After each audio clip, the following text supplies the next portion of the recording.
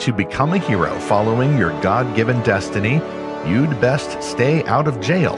Yet some Christian creative heroes do get caught in bad habits that keep them pacing in their tiny cells rather than practicing wise discipline as they go on adventures.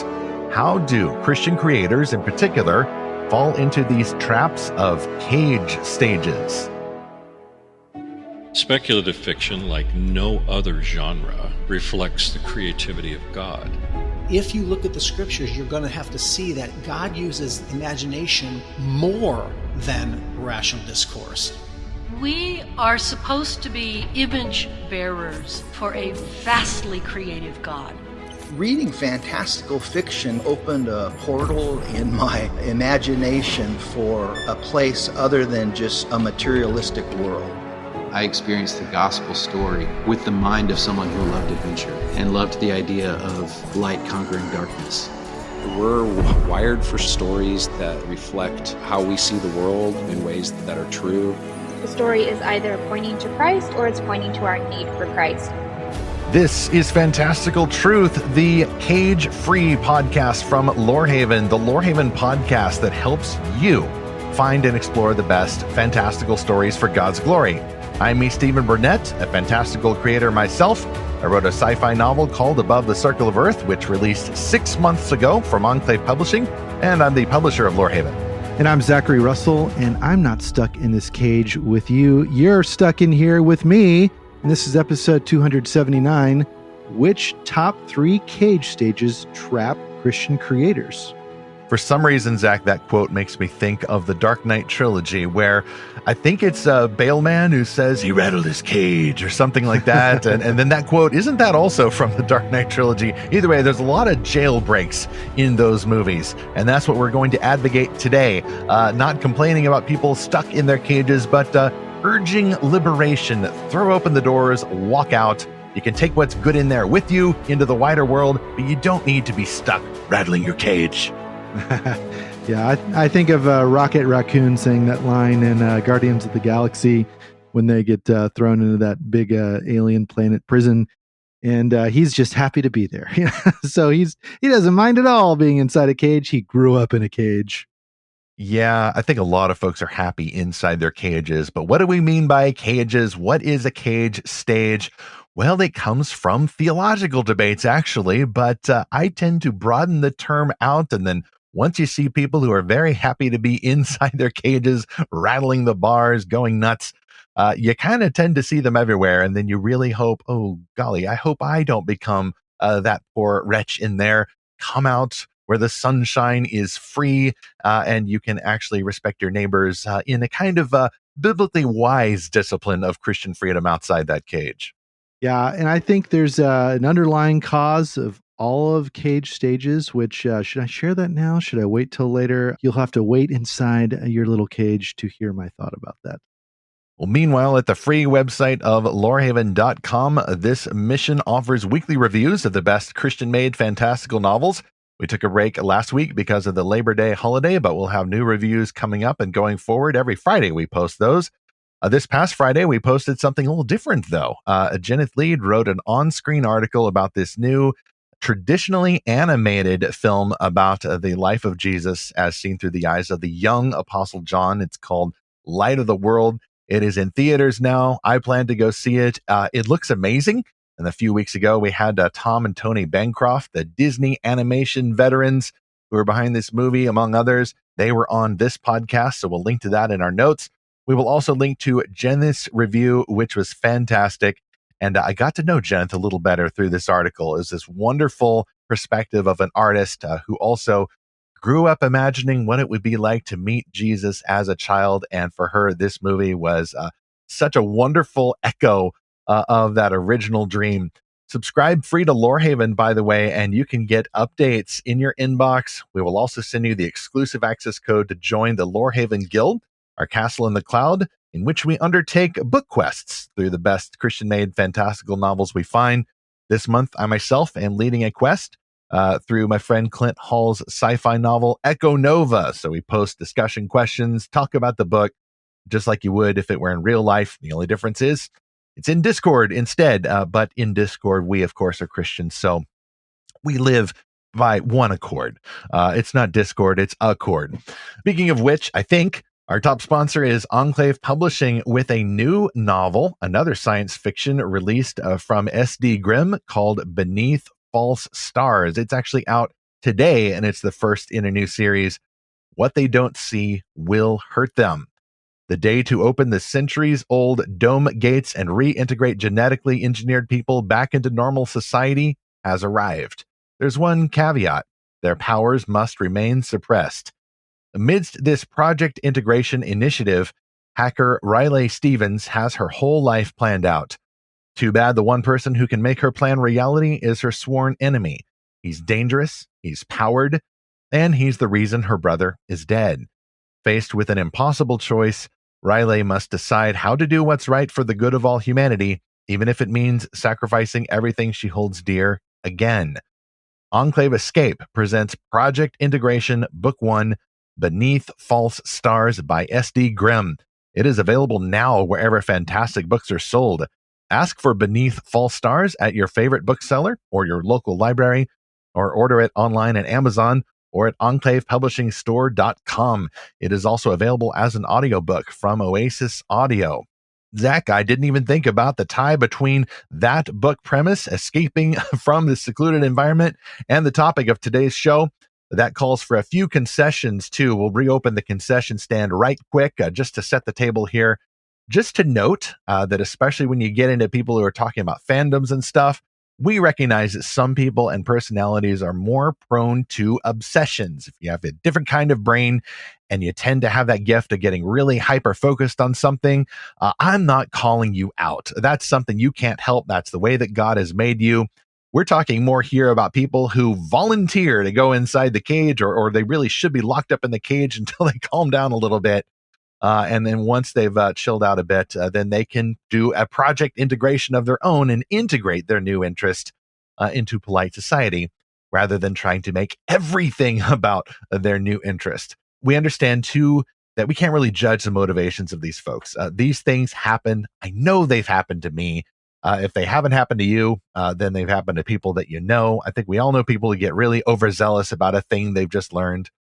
And I think, too, that if as we define the cage stage, this idea that you get just so zany about your new thing that you need to be locked up until you calm down, if someone is in there, I think maybe we ought to feel pity for that person rather than mock them. So although we'll have some fun in this discussion, this is more about seeking to understand one another, because our whole point here is sympathy for the other person who may not be as big about your new thing as you are. We've got to learn to respect one another's limits and one another's different gifts and levels of passion for certain things, whether it's ideas or fandoms or anything else.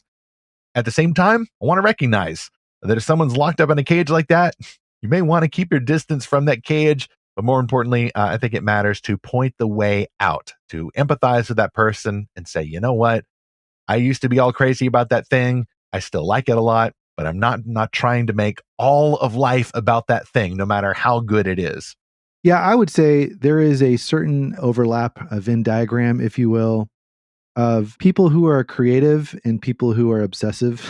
I think it just kind of goes with the territory, because whatever you're creating, if it's a painting, if it's a sculpture, a poem, a book, a song, any kind of creative work, you have to spend a lot of time with it. I'm a video editor by day, and so I do all these different versions of a video as I go and get feedback and make refinements. And within each version of that video, I've got so many details I've got to keep track of and tag and organize.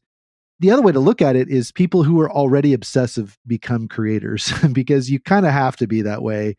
But I would say, too, I think we're getting a lot more people that are becoming obsessive because we are all being algorithmically programmed to be that way. And I'll say more about that in chapter 3. But just as one quick example, the other day, Stephen, I had to look on YouTube for something about motion capture animation. And as soon as I typed it in, I'm like, oh no, now this is all I'm going to see for a month. I'm going to see a bazillion videos about motion capture animation, because that's what YouTube does. It's like, oh, you search for this one thing, it must be the only thing you care about in the entire world, and I'll just show you a billion videos about this. So I think we just have to realize that that's how the information environment is modeled. I said in the opening, I think I have theory about what's beneath all of our different cage stages. And I'll go ahead and say it now. I think it's the fear of man. In Proverbs 29:25, it says, fear of man will prove to be a snare, but whoever trusts in the Lord is kept safe. That verse really spoke to me when I was in college, when I was just becoming public about being a Christian, when I had not really been that way for most of my life. I hadn't really been a Christian for most of my life. And that verse just continually spoke to me that the Lord will keep me safe. I am already safe in the Lord, and trying to please people, to which I'm a recovering people pleaser, okay? But always being afraid of people's opinion about you is just going to put you in a cage. And I think a lot of cage stages are based on this fear of what will the world think of us if we get this wrong? Zach, that's a great point. I just realized that this episode is an incidental counterpoint to our next episode next week. We'll be talking about art and all that, and how understanding paintings and other creative works can be a great exercise for children and adults alike in humility, because you lose yourself. You are captivated, transported by this vision of some other place, by a painting, for example, and that's good. What we're talking about in this episode is really this idea of getting so enmeshed in a creative world or some kind of system or ideas that you not only forget yourself, you also forget other people. So I think that's what this is really about. That's why people say, like, the cage stage is defined as you need to be locked in a cage until you learn to get along better with others. And we've kind of used that interchangeably with the idea that you're locking yourself in there because you're locking yourself into your niche interest and away from others' needs. Like, maybe someone is already familiar with that thing you found and they've integrated that into their life, and it's not totalizing. That really is what it's about. It's not about the dangers of finding a new interest. It's about making that everything. And so that's where we start with chapter 1 here. The first cage stage is really the origin of the term. Everything is about my distinct doctrines. And then here's where I get to have a little fun at my own expense, because I don't even remember who made up the word cage stage or the phrase cage stage, but it was originally referring to folks who find Reformed theology, or sometimes nicknamed Calvinism, after the reformer, the church guy from, I think, 1600s, John Calvin, who wrote the Institutes of the Christian Religion and other works, and has some controversies about him, but its defenders of this doctrine system will say, well, that's a nickname. And it's really just a nickname for a particular Christian view of God's sovereignty. And this isn't a theology podcast. We're just talking more about the response to these strong beliefs, which often include a renewed emphasis on particular church leadership methods. And the best article I found actually is at the top of the search results, and it's by another hero of the faith that we talked about too in our last episode, who died recently and how we respond to them. But a few years before, R.C. Sproul also passed, and he was very famous, very popular, and godly guy. Obviously, a few controversies around some of his teachings and such, but he was a Reformed theology teacher, a Presbyterian fellow, and he wrote this in 2013, quote, "My friend Michael Horton often comments on the phenomenon of cage stage Calvinism, that strange malady that seems to afflict so many people who have just seen the truth of the Reformed doctrines of grace. We've all known one of these cage stage Calvinists. Many of us were even one of them when we were first convinced of God's sovereignty in salvation. Cage stage Calvinists are identifiable by their insistence on turning every discussion into an argument for limited atonement, or for making it their personal mission to ensure everyone they know hears, often quite loudly, the truths of divine election. Now, having a zeal for the truth is always commendable, but a zeal for the truth that manifests itself in obnoxiousness won't convince anyone of the biblical truth of Reformed theology. As many of us can attest from personal experience, it will actually push them away." End quote. That's from an article called "Escaping the Cage Stage" by R.C. Sproul. Now, I don't think this is just about Calvinism, though. That's just a more recent example, especially starting in around the mid-2000s. We used to call it Young, Restless, and Reformed, and I went to some of these events, and I still hold a lot of these beliefs myself. But I think we've all known folks who find any new belief system, whether it's Calvinism or Arminianism or end times or, hey, them Nephilim are aliens or demons or demon aliens. And they just become intense. Suddenly, that new belief they found is totalizing. It's often like they've joined a new fandom, and they usually are talking about these authors or these famous leaders in the denomination or the Christian fandom or whatever it is. Maybe it's a new music genre or TV genre. We'll talk about fandoms in the next chapter. But you, faithful listener, may have a story like this even just when you got saved. Like maybe you found Jesus, and I don't think that really counts, though. If you're wanting only to talk about Jesus or this new church that you've joined with everyone, well, that is wonderful. That's great. You want to preserve that kind of zeal. And yet, at the same time, even Jesus himself talked about some truths sometimes and then held back some others at other times. Even Jesus himself practiced wisdom to share what he knew, and yet kept that sense of rightful passion about truth and salvation. And just recognize that what feels new and thrilling to you, whether it's a doctrinal system or Christianity itself, may come across as familiar or even dull to other people. You don't want to get so into your new beliefs, especially if it's a theological system, that you are, as Sproul warned, being obnoxious. You don't want to be obnoxious. That doesn't even align with your theological system, most likely. So I just want to recognize it can be a challenge to preserve that enthusiasm and joy, which is good, like someone in Jesus' parable who finds the pearl of great price and sells everything to obtain it. That's good, but you also want to respect others and understand that even some people on your side may have integrated this belief system with real life, and then they can just kind of move on while still being joyous about it, rather than feeling like this new system is everything. Yeah, I think the answer to this is discipleship, and I'll share more about that in a minute from Acts. But I think that this sort of condition that people fall into is very much like the church in Ephesus that is talked about in Revelation 2, where it says, I know your deeds, your hard work, your perseverance. You can't tolerate wicked people. You've tested those who claim to be apostles but are not, found them false. Yes, you're all about truth, holding on to it. You've persevered, endured hardships. Way to go. I hold this against you. You have forsaken the love you had at first. So that's really this whole person that we're talking about. Someone that's just gung-ho, zealous, knows all the right stuff, but is kind of a jerk, right? They've lost their love for the Lord, and they've kind of lost their love for other people as a result. And Stephen, when I was in college, I both encountered this type of person and I was this type of person in different issues. You mentioned Calvinism. I had a lot of Calvinist friends in college that honestly really turned me off from Calvinism. I apologize on behalf of all Calvinists, by the way. I'm going to do a national repentance here. I'm going to repent on their behalf and be the good cop. Yeah. So I think we've all encountered that type of person.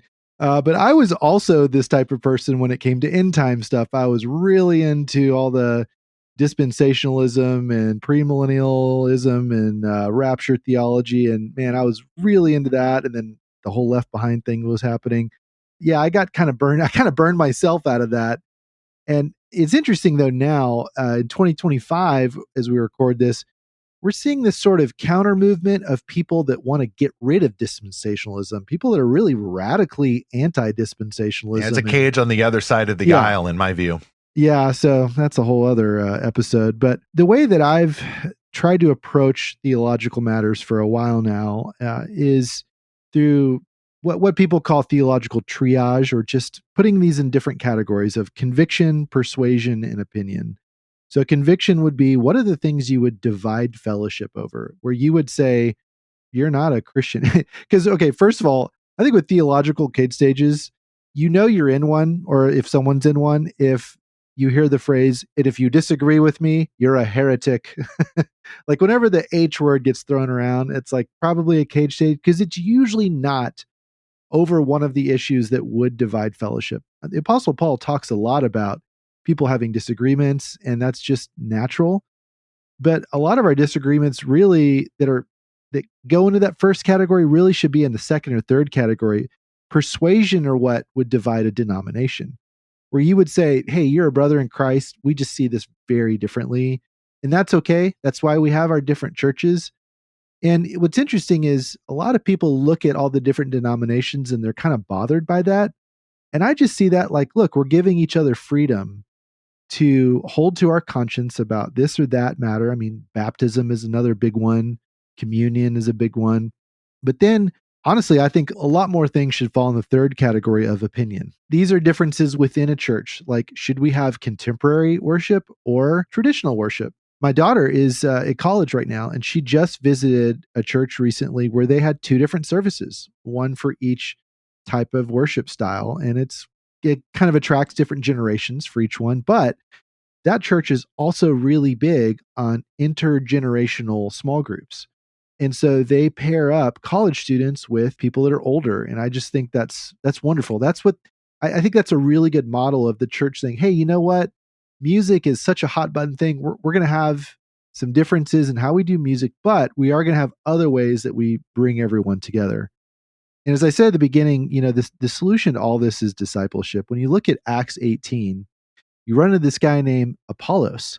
It says he was a learned man with a thorough knowledge of the scriptures.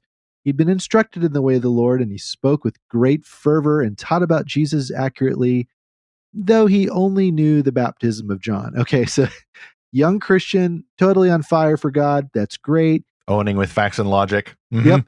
He began to speak boldly in the synagogue. Also great. Way to go. Way to get up there. But then when Priscilla and Aquila heard him, they invited him to their home and explained to him the way of God more adequately. And, you can just kind of see the bless your heart on their faces as they're listening to him there of like, yeah, great guy, but man, we need to teach you some things. But did they just like make fun of him? Did they cancel him? No, they took him into their home and they said, hey, let us help you out here. You're on the right track, but here's where you've got some rough edges. Not necessarily with like your tone or whatever. It's not always about, tone policing people. It's about saying, look, you're going too hard on this thing when you're making a mountain out of a molehill, or you're not quite connecting the dots because all he knew was the baptism of John. So he didn't know everything yet. And so he was kind of overemphasizing some things is what I would assume here. But Priscilla and Aquila looked at that and said, we want to help this guy. Apollos was the original podcast Theo Bro. And I always admire him. First, there's so much story just in his name. It's a Greek name, for example. Oh, wait, wasn't he a Jew from Alexandria? Yeah, but he had a Greek name, though, at least in the narrative Luke writing in the book of Acts. And you don't really, as far as we know, we don't have any books by him unless you subscribe to the Apollos wrote the book of Hebrews theory. And he's sort of a bit player in there. But there's so much potential story, and you get the idea that if Apollos had his rough edges smoothed out, then maybe he just wanted to do his thing, podcasting in the public square and then urging people to follow him on Patreon and Twitch afterwards. I think there are many Apolloses now among us, and they just need a wise older Christian couple to invite them into their home for tea and let him know how he might want to do that with a little bit more well-rounded knowledge. Zach, I think that a lot of Christian creatives that we know have gotten out of their cage stages. And a lot of those include some fandom cages, which we'll talk about in chapter 2. Unfortunately, I do see a little bit more harm coming from those who are angry now at the cages that they've gotten out of or that their friends have gotten out of. And like you said, there's kind of a backlash effect, whether it's against Calvinism or against dispensationalism or something. I think the most harmful one now, we've talked about it before, so I'll just mention it here, is this idea of people discovering, oh, hey, church is bad. Churches really can be very bad and very hypocritical. And then that becomes their totalizing everything is about this mode.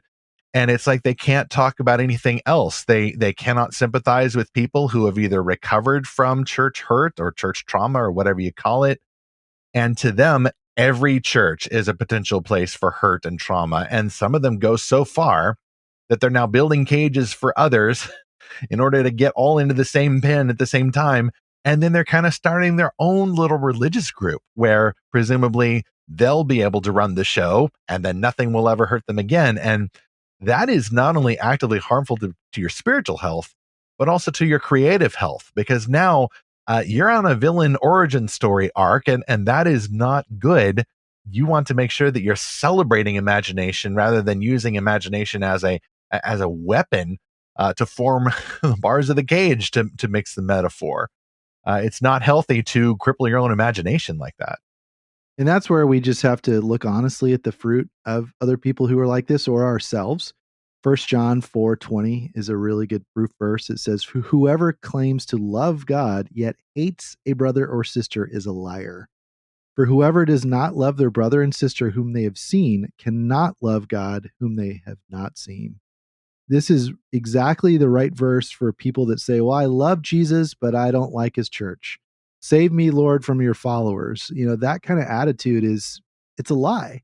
Someone who says that does not love God, because you can't love Jesus and hate his bride. I mean, imagine if someone said that to you, Stephen. Hey, Stephen, I really like you, but man, your wife just bothers the heck out of me. I can't stand her. Yeah, he's going on a blacklist pretty quickly. Right, exactly. You'd be like, okay, there's the door.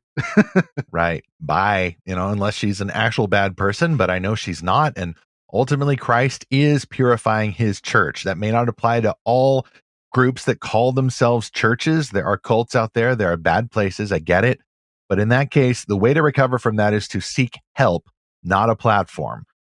Seek healing, not power. Because then you'll just end up re-perpetuating the problem that you say you're trying to get away from. Well, I'll point back to a previous episode about that. Let's move forward then to talk about the fandom cages. First, however, one problem with cages is that they tend to hold outlaws. And our second sponsor is Outlaw Blood, a fantasy western by author Noah J. Matthews. I think he says this is his first book. Cly Galler is the last of his outlaw gang, or so he thinks. I cannot resist my own impression of a country western accent here, so here we go. On the run from the law and the guilt that haunts him, Cly sets out to redeem his sullied name.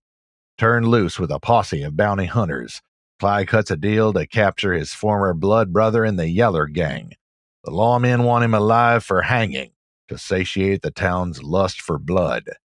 Cly has enough skill with a pistol to make a lawman blush, enough power with sand to blind to the keenest hawk, and a load of guilt heavy enough to sink a catharod to its knees. In a western sandscape where honor is everything, Cly is pitted against a conquering gang that has mercy only on those willing to give a finger in sacrifice. In his stunning debut book, Noah J. Matthews conjures up the depth and grit of Cormac McCarthy, the fluid prose of C.S. Lewis, and the imagination of Neil Gaiman. They say the blood of an outlaw ain't worth a pint of milk. Cly's bartered with a lot of things in his life, never with his blood yet. Outlaw Blood is, of course, at Amazon, and you can learn more at the author's website, noahjmatthews.com. Both links, all links, in the show notes for this episode 279. Zach, chapter 2. Some people make everything about this fandom that they just found. So expanding that original cage stage definition beyond overenthusiasm about a theological system or response to a theological system, I think that this also applies to a wide spectrum of fandoms. And that includes faith fandoms, or your denomination or a particular Christian author or music style or group or something. Suddenly you get really enthusiastic about this new thing, and then everything is about this thing. But I would say this also covers overenthusiasm about fantasy franchises and authors and worlds and games and hobbies. And some of that may go to personalities. Very creative people also tend to be a little obsessive, and we get that. And so it takes maybe some harder work for some to make sure that they're using this new thing they've found in service to others and not losing others, even while they're losing themselves in it. I recall, for example, my most recent near brush with this was actually, I'm going to sound like a real nerd here, discovering that there's a thing called adventure anime. There's these amazing stories by our friends across the Pacific in Japan, and they make these incredible artsy movies, as well as these serialized, low budget but high adventure TV series. And suddenly I was realizing, oh, this is like a cage stage. I want to make sure that I'm not telling everybody about this, first, because it still comes across as weird, even for me. Like, I can't believe I'm enjoying this. Like, this is like a really nerdy thing to do until you finally stop worrying and learn to embrace it. But because I'd seen other people in a cage stage about Calvinism and other doctrinal systems, I realized, okay, this actually also applies to fandom.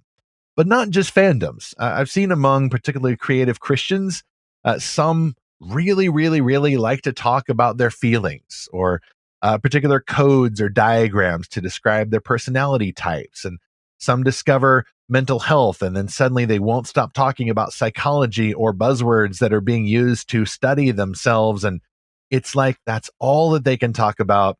I am this series of initials, or I am like this, or I am like that. And in that case, they're kind of losing themselves to find themselves, but they only seem to be talking about themselves. And then they're kind of sharing the statistics about themselves and comparing with others. And it's like we're all just a bunch of, Pokemon monsters with the They probably have cards church back home syndrome. spelling out. They may have church back home syndrome just a little bit. Yeah, it just might. And that itself, by the way, can be one of the biggest cages of all. Yes. I think this also overlaps. I think Zach, you mentioned to that creative people also tend to be a little obsessive.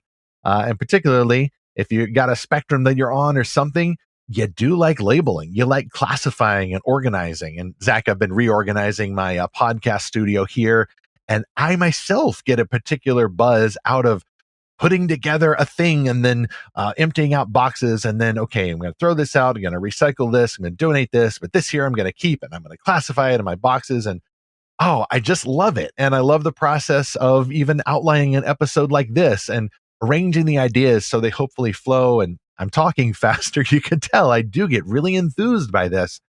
But then I notice from the outside, other people with different interests.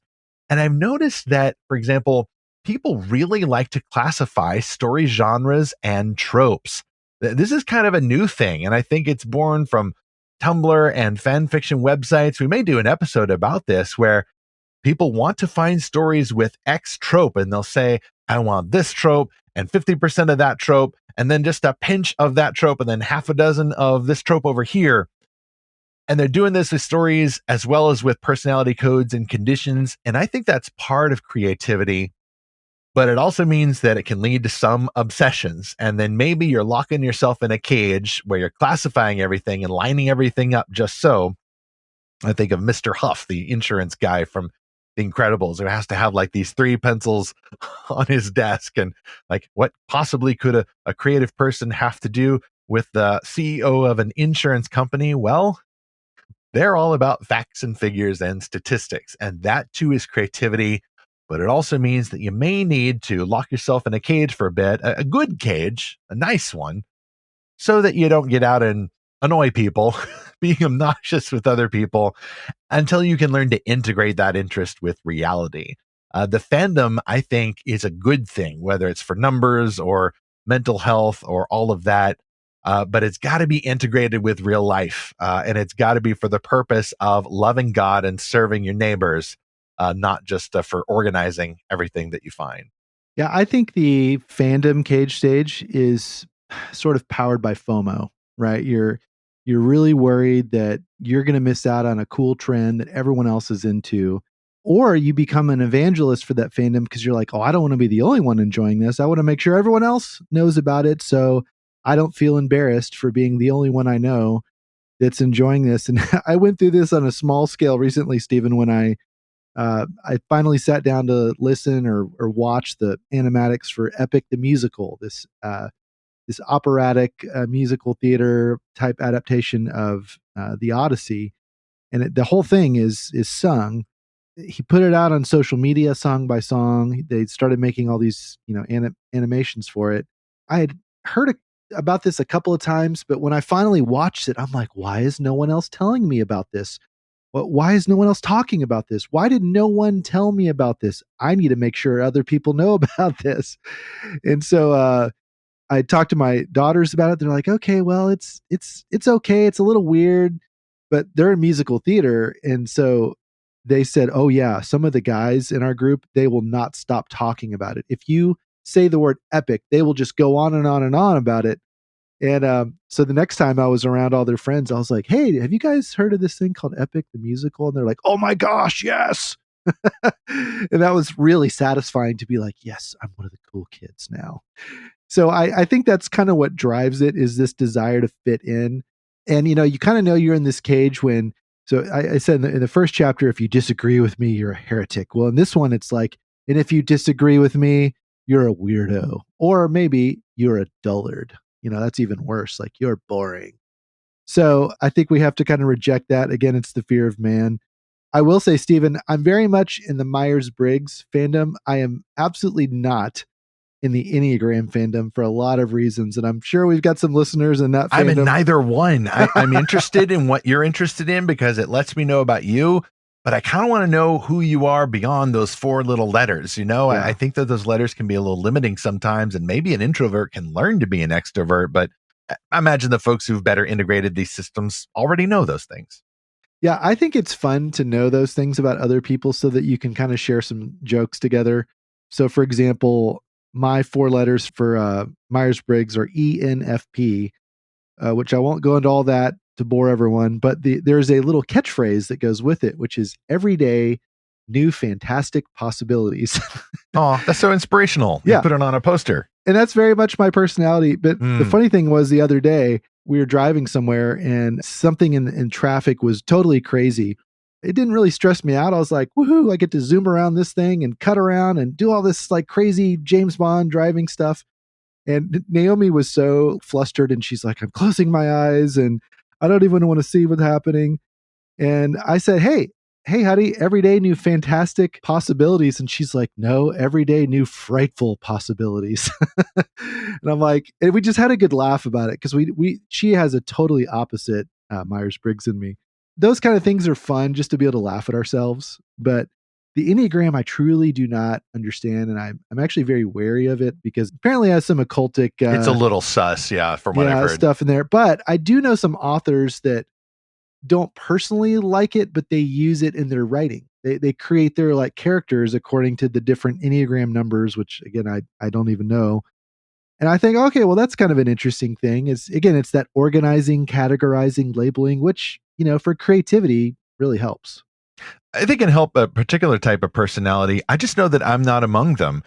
I want to create, as an author anyway, I want to create characters based on people I know and, a remixed version of him with a little dash of him. But I'm not the sort who'll put on a t-shirt saying, behave or I'll make you a villain in my book. A character ought not be directly inspired by a particular character. I think it may help to, live longer, talk to more people, listen to more people mostly. And then you just get an idea of the variety of different backstories and real life characters that you can find out there. Zach, there's another fandom that more closely relates to our mission at Lorehaven, and I have seen this sometimes among Christians who discover, whoa, there's a thing called Christian fiction, and then suddenly, or Christian fantasy, and then suddenly everything is about that to that person, and they are discovering what seems to be brand new to them, things that to me are rather old hat or just very deeply integrated. Like, for example, people get excited about allegory.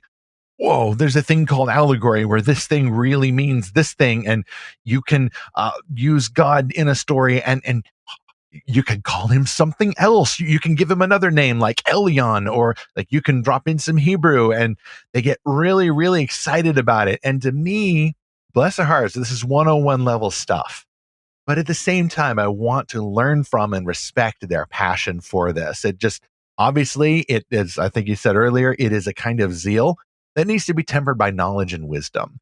And the knowledge is simply knowing, most people already know about Pilgrim's Progress and allegory, and it's cool, but it's not that cool. There are other things you can do that are even more effective for biblical storytelling. And sometimes a Christian-made story doesn't need to have a direct gospel presentation in there. No, not even if you change the name of Jesus to a fantasy world name or God to a fantasy world title. You can move beyond, but appreciate elemental principles like allegory. I think it's even one of the epistles where there must be Paul who is saying, it's great that you're all into these elemental ideas, the spiritual milk, but now it's time for some solid food. Paul's not saying don't drink milk. He's not insulting people for immaturity. He's just saying, grow up. Make sure that you're appreciating that earlier stage of development, but now it is time to mature and keep growing, keep learning, and then integrate that basic knowledge about the things that you love into the rest of your normal life. Yeah, and it may help to step into the fandom of others that you're not really into, even if they're in a cage stage, because again, you could be that Priscilla and Aquila to someone. a fandom I'm not really in at all, except for Aggie football, is sports. I don't really care about any sports. I will watch the Aggies play football. I do not even really pay attention to anything else. I'm not paying attention to the preseason or all the, the coaching drama or the recruiting or whatever. I just like to watch the games. I like to watch it with friends. I like to go to the games when I can. But for any other sports, I'm always finding myself on the outside. And so now, Naomi is really into soccer and especially the World Cup. And hey, next year, the World Cup is coming to Dallas, Texas, and other parts of the US and North America. And so I'm going to force myself to go to that. We have family in Dallas, and so that'll be an easy thing. Of course, we'll have to save up a little bit for the tickets, but I've never been to a soccer game, for fun. So this will be an interesting fandom to kind of dip my toe into. But it is kind of funny, like every now and then I will say something just to kind of troll people a little bit with soccer. But every now and then I just like ask a question and people are really happy to teach me something about a player or a team or a certain rule or whatever. And that's always fascinating. Kind of just, I like to learn about new fandoms and people. And so I just encourage our listener to find a fandom just to kind of try out for a little bit. And listen to other people talk about their fandoms and exercise long suffering if they're in that enthusiastic stage about it. And even if they need to be locked in a cage. By the way, for our non-US listeners, when Zach says soccer, he means football, as opposed to American football. Just to clear that up. Oh, let's go to our third sponsor before we go to the maybe worst of the cage stages. I've saved the worst for last. Our third sponsor is author Jack Borden with a fantasy series called The Tixie Chronicles. Here's a fun one, which starts with book 1, The Vultures of Doom. A great darkness is coming to the forest. Avalyn and Killian Lorcan are Tixies, a race of tiny beings that live simply in a massive, beautiful forest. But unbeknownst to the Tixies, an ancient evil has found them at last. Separated from their parents, Avalyn and Killian travel across the forest alone, encountering friends and enemies along the way. But when Avalyn recovers an ancient sword of great power, their destinies are forever changed. The Vultures of Doom is the first of the Tixie Chronicles, which recount the tales of when the world as we know it was shaped by the tiniest of creatures. You can learn more at the author's website, jack-borden.com. That is Borden. And of course, the Tixie Chronicles are at Amazon.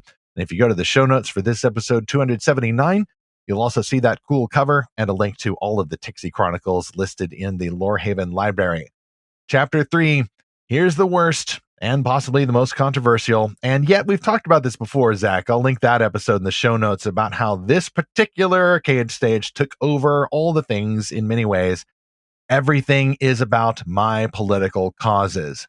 Now, this one I have, I believe, full diplomatic immunity because, Zach, as you know, I am a politics wonk. It's one of my side interests. Politics are my sports ball.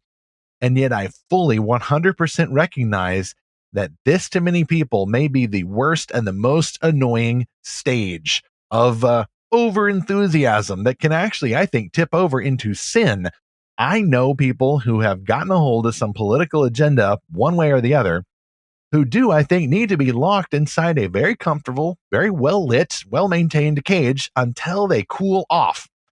And this issue, I think, actually represents a bit of a threat to Christian fantastical storytelling, because I have seen, particularly on social media, many Christians who suddenly develop these deep feelings about issues like injustice, or maybe they've had these feelings all along, these strong convictions or beliefs about injustice in the world or a particular bad policy in your country that needs to be addressed ASAP.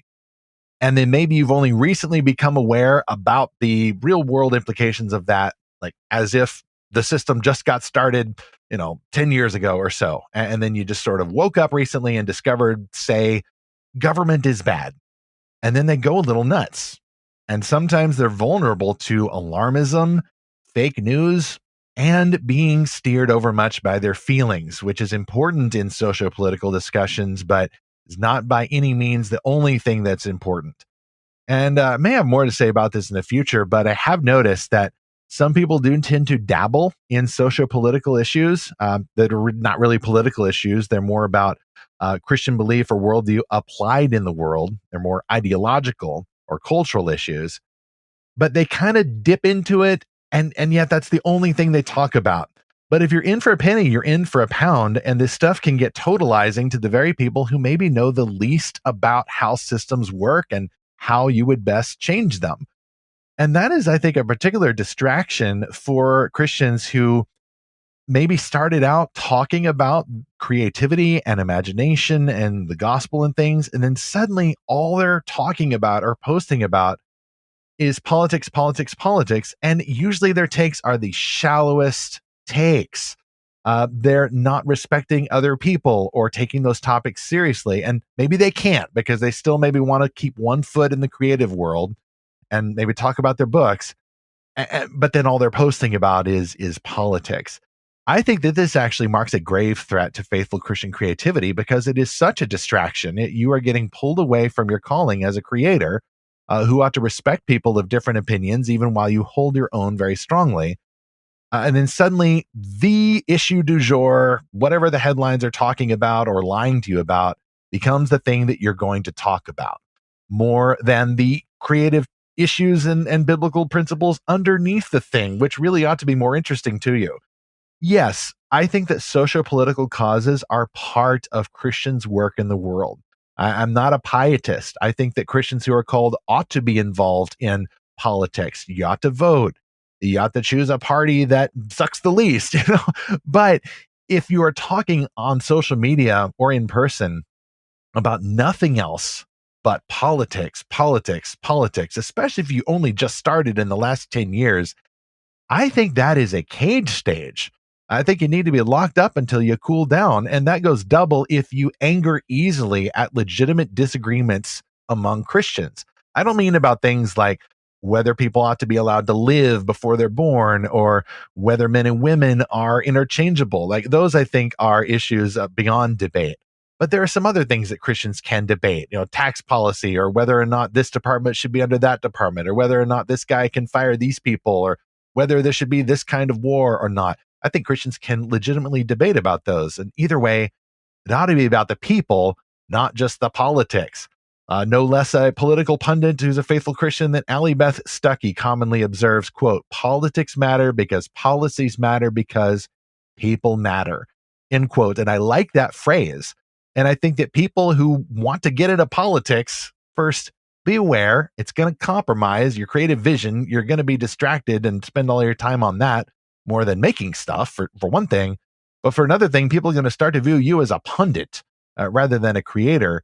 And if you go too far in that direction, you're going to get enmeshed in the data and the headlines and the outrage and all of that rather than the people. I would rather see someone prove first that he or she values people and then that you value policies. And only after that do you value politics. Because if you don't value people first, you are forgetting the point of politics and you are forgetting the point of you. You are now confusing the means for an end. Oh boy. So yes, quite a few warning signs to look out for here in the cage stage of politics. You hinted at a couple, which is if someone loves humanity but hates people, that's a big warning sign. Yeah, it's a Dr. Weston Divine problem there from the Ransom trilogy. Or as Greg Gutfeld facetiously would say on his program, and if you disagree with me, you are worse than Hitler.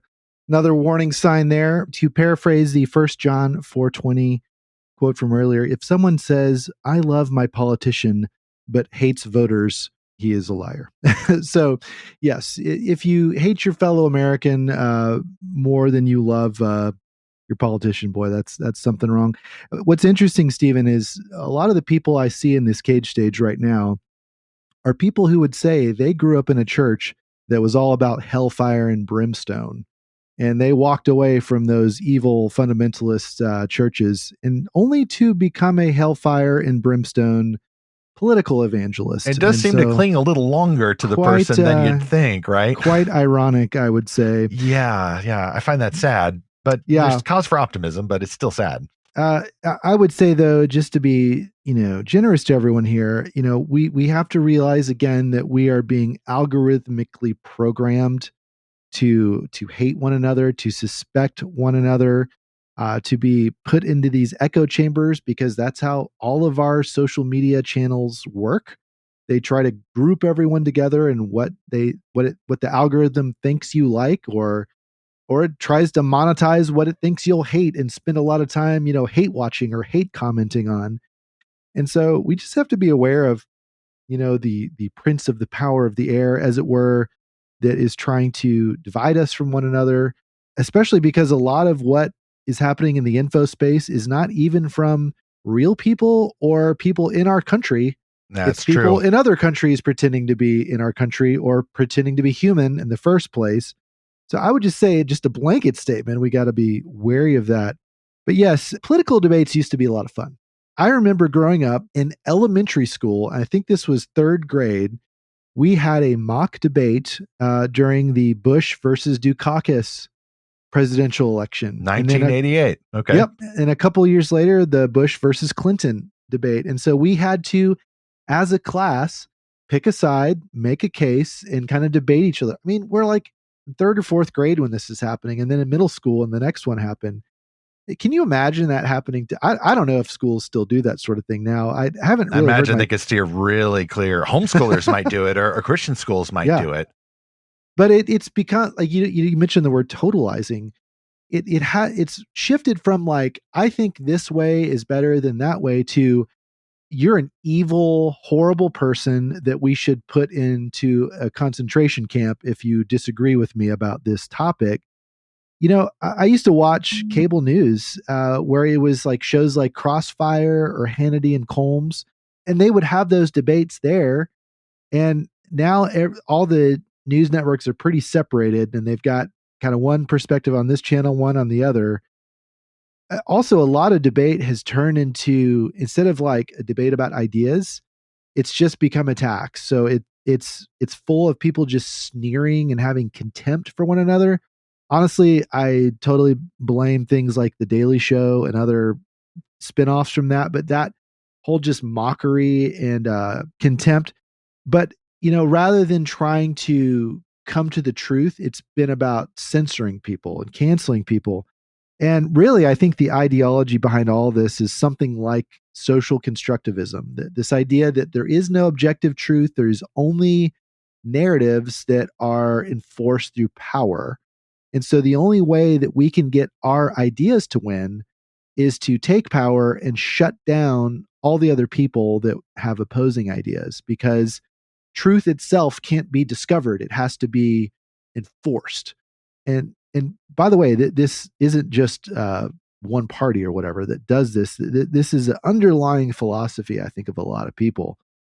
So a lot of people have called this post-liberalism. I think that's a big problem. I think there's always something you can learn from having an honest debate with other people, but I think the terms of the debate have to be clear. Whenever it's just getting so personal, I just think that's time to walk away. When it comes to friends, I don't really block friends, but I might unfollow or mute or something like that, because I just don't want to have these nasty debates like in public with people. I tend to not say a lot of what I think about politics in public, just because a lot of people think it's their job to correct you on everything. Well, on this, I may have more to say in the future, because it is such a big issue. And I do view it as a particular threat to Christian harmony and creativity. Not because I think politics don't matter, they do, but I think that they have their place, and their place is not omnipresence. If everything is about politics, then nothing is. You've got to have neutral spaces, particularly good spaces that Christians run, where people of different opinions are allowed and encouraged to meet one another and talk about the things that we can all agree on, like the gospel, like storytelling, like imagination. That's why Lorehaven, like we don't do politics here, other than observing some of the hazards of politics as they threaten Christian creativity. And Zach, you mentioned a lot of great applications there and some warning signs. I think the biggest warning sign for me is if someone who I originally followed because he or she wrote a great book or made a great story is only talking about politics all of a sudden, Well, then now you've done almost a bait and switch on me. It's not a you problem necessarily. It's a marketing problem. You've forgotten your first love, which kind of sounds like a theological problem too.